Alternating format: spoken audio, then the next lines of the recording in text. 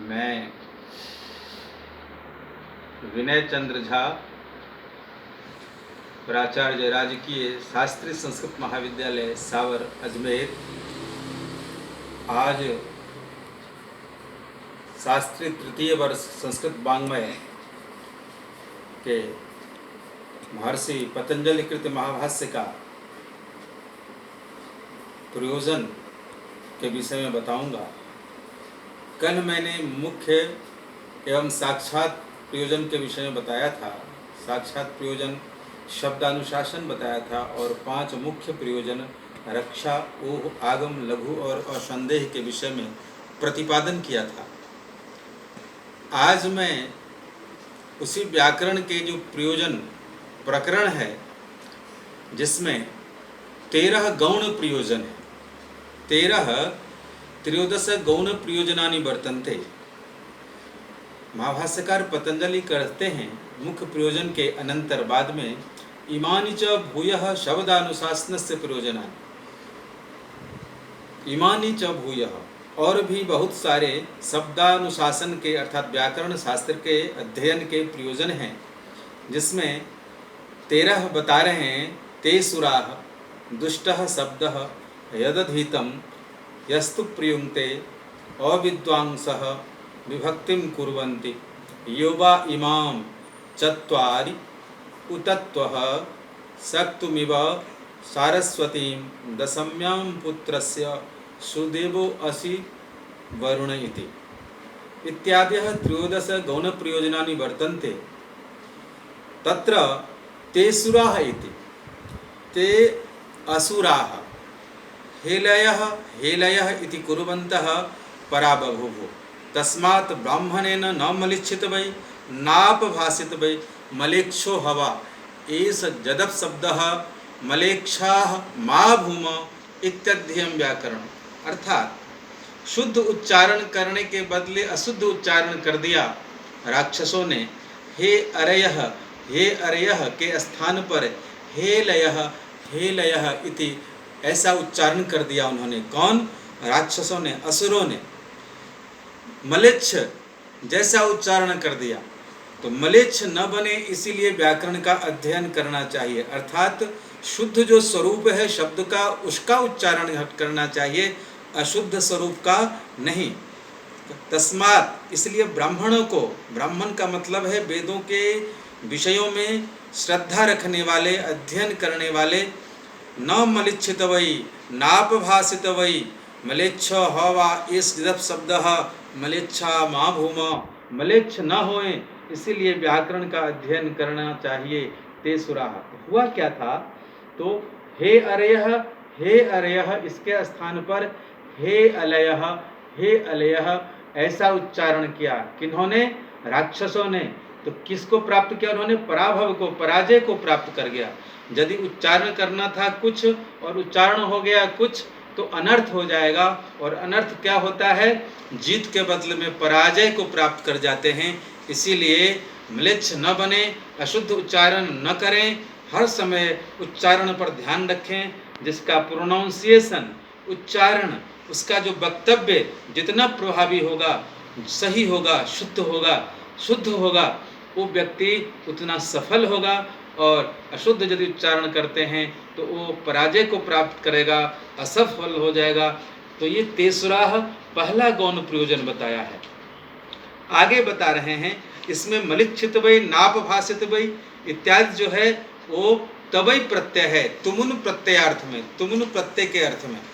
दूसरा जो गौण प्रयोजन बता रहे हैं, दुष्टः शब्दः स्वरतो वर्णतो वा मिथ्या प्रयुक्तो न तमर्थमाह स वाग्वज्रो यजमानं हिनस्ति यथेन्द्र शत्रुः स्वरतो पराधात्। अब यहाँ पर दूसरा जो गौण प्रयोजन बता रहे हैं भगवान पतंजलि, आप सभी व्याकरण के अध्येताओं को कह रहे हैं दुष्ट शब्द स्वरतो वर्णतो वा। यदि दुष्ट शब्द, आप जानते हैं दुष्ट शब्द क्या है? किसी भी प्रकार से यदि शब्द का उच्चारण करते हैं उसमें वर्ण यदि अशुद्ध हो जाएगा, स्वर यदि अशुद्ध हो जाएगा, स्वर भी अशुद्ध हो जाएगा तो भी क्या होगा? मिथ्या प्रयुक्तो न तमर्थमाह। तो जो शब्द का अर्थ होगा उस अर्थ नहीं होगा। और अर्थ नहीं होने के कारण क्या होगा, तो वो वाग जो है, वो वाक अर्थात वाणी, वो शब्द वज्र बन करके जो यजमान है, जो यज्ञ करता है, जो व्यक्ति खर्च कर रहा है, तो वही खुद मारा जाता है। यदि व्यक्ति शुद्ध शुद्ध स्वर नहीं दिया, शुद्ध शुद्ध वर्ण का उच्चारण नहीं किया, तो वही वर्ण, वही शब्द, वही स्वर, वही वाणी वज्र बन करके वापस उस यज्ञ करने वाले यजमान को ही हिनस्ती मार देता है। जैसे इंद्र शत्रु स्वर के अपराध करने के कारण खुद ही मारा गया। हुआ क्या था, एक कथा है। कथा ये है, जो इंद्र को मारने के लिए वृत्रासुर ने यज्ञ का आयोजन किया। उस यज्ञ के आयोजन में वृत्रासुर का जो पंडित थे, वो विद्वान लोग थे, यज्ञ करने वाले थे, वो सारे के सारे करना था कुछ, कर दिया कुछ। उच्चारण करना था बहुब्रीहि के बदला में तत्पुरुष, या तत्पुरुष के बदला में बहुब्रीहि करना था। अंतोदात्त और आदि उदात्त का फेर है। आदि उदात्त करना चाहिए था या अंत उदात्त करना चाहिए था। अंतोदात्त के स्थान पर आदि उदात्त कर दिया और आदि उदात्त के स्थान पर अंतोदात्त कर दिया, जिसके कारण से वृत्रासुर जो यज्ञ करवा रहा था स्वयं ही मारा गया, स्वयं ही पराजय को प्राप्त कर लिया। क्यों? यजमान के गलती, यजमान जो यज्ञ करने वाला जो था, वो पंडित पुरोहित जन जो थे, उनको स्वर का ज्ञान नहीं था और न ही उनको वर्ण के विषय में उच्चारण करने का ज्ञान था। वो क्या अपभ्रष्ट थे, वो ट्रेंड नहीं थे, प्रशिक्षित नहीं थे, बढ़िया पढ़ने लिखने वाले वो याज्ञिक नहीं थे। इसीलिए वो स्वयं ही स्वर के अपराध के कारण, वर्ण के अपराध के कारण स्वयं वो वृत्रासुर जो था यजमान, यज्ञ कराने वाला जो यजमान थे, वो खुद मर गए। इसलिए दुष्ट शब्द का उच्चारण नहीं करना चाहिए। आगे फिर बोलते हैं हमारे महर्षि पतंजलि, कहते हैं गौण प्रयोजन में यदधीतम अभिज्ञातम निगदे निव शब्दते अनग्नाविव शुष्केधो नत्वजलित करित तस्मात् नर्थकम आधि किस्महि इत्यध्ययन व्याकरणम। जैसे करते क्या हैं अपन लोग वेद आदि का अध्ययन करते हैं, मंत्रों का अध्ययन करते हैं, बिना मंत्रों के अर्थों को जाने ही आप मंत्र को याद कर लेते हैं। कहते हैं 40 अध्याय हमें वेद याद हो गया, हमें तो पूरा रघुवंश याद हो गया, हमें पूरा का पूरा अथर्ववेद याद हो गया, ऋग्वेद याद हो गया, सामवेद याद हो गया, लेकिन आप उसका सस्वर, सवर्ण और उच्चारण और आप उसको अर्थ रहित, अर्थ सहित आप अध्ययन नहीं करते हैं। तो कहते हैं जिस प्रकार आपके पास में खीर बनाना हो, खीर बनाने के लिए आपके पास चीनी भी है, चावल भी है, दूध भी है, लकड़ी भी है, लेकिन आपके पास अग्नि नहीं है, तो क्या खीर बना लेंगे? नहीं बन सकता। खीर नहीं बन सकता है बिना आग के। अनग्ना विवशुष्केधो न तज्ज्वलित करहिचित, अर्थात आग के बिना सब कुछ रहते हुए भी आप खीर नहीं बना सकते। वैसे ही किसी भी शब्द का प्रतिफल प्राप्त करने के लिए आपको क्या करना पड़ेगा? अर्थ सहित मंत्रों को, स्वर सहित मंत्रों को, वर्ण सहित मंत्रों को उच्चारण करना पड़ेगा और पढ़ना पड़ेगा, अध्ययन करना पड़ेगा। कहते हैं यदधीतम अभिज्ञातम, अध्ययन तो कर लिया लेकिन उसका ज्ञान नहीं किया, उसको समझा नहीं, उसको अर्थ को आपने अवगमन नहीं किया, तो निगदे निव शब्दते, केवल उच्चारण कर करके, चिल्ला चिल्ला करके पाठ करने से कुछ नहीं होता है। कैसे? तो बताया है अनग्ना विवाह, बिना अग्नि के शुष्क लकड़ी होने के बावजूद न तो जलित कर, तो कभी भी उसमें आग नहीं लगेगी। खूब सूखी लकड़ी होने के बावजूद भी क्या स्वयं उसमें आग लग जाएगी? बिना आग के आग लग जाएगी? नहीं लगेगी। ठीक उसी प्रकार से आपने वेद मंत्र आदि को याद तो कर लिया, लेकिन अनर्थक याद किया, बिना अर्थ को समझे याद किया, तो वो बिना आग के सूखी लकड़ी के समान है, वो आपको अनंत फल को प्राप्त नहीं करवाएगा। तो अनंत फल प्राप्त करने के लिए क्या करना चाहिए? व्याकरण का अध्ययन करना चाहिए, महाभाष्य का अध्ययन करना चाहिए। तस्मात् और कहते हैं, आगे बढ़ते हैं, यस्तु प्रयुक्त कुशलो विशेषे शब्दान यथावत व्यवहार काले सोनंत माप्नोति जयम परत्र वाग्जो गवित दुष्यति चाप शब्दे ही।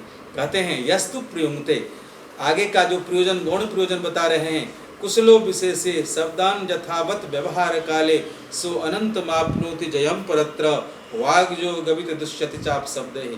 कहते हैं जो जस्तु प्रियंते कुशलो विशेषे, कुशलता पूर्वक जो अध्ययन करता है, समझ करके अवगमन करके बुद्ध हो करके वेदों के मंत्रों को अर्थों को जान करके जो अध्ययन करता है वो व्यवहार काल में वो अनंत फल को प्राप्त करता है और परत्र परलोक में भी जय को प्राप्त करता है।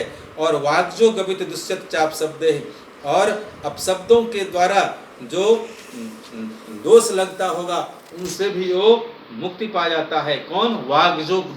वाग्योगवित बोलते हैं जो शब्दों को सम्यक रूप से समझने वाले हैं, जानने वाले हों।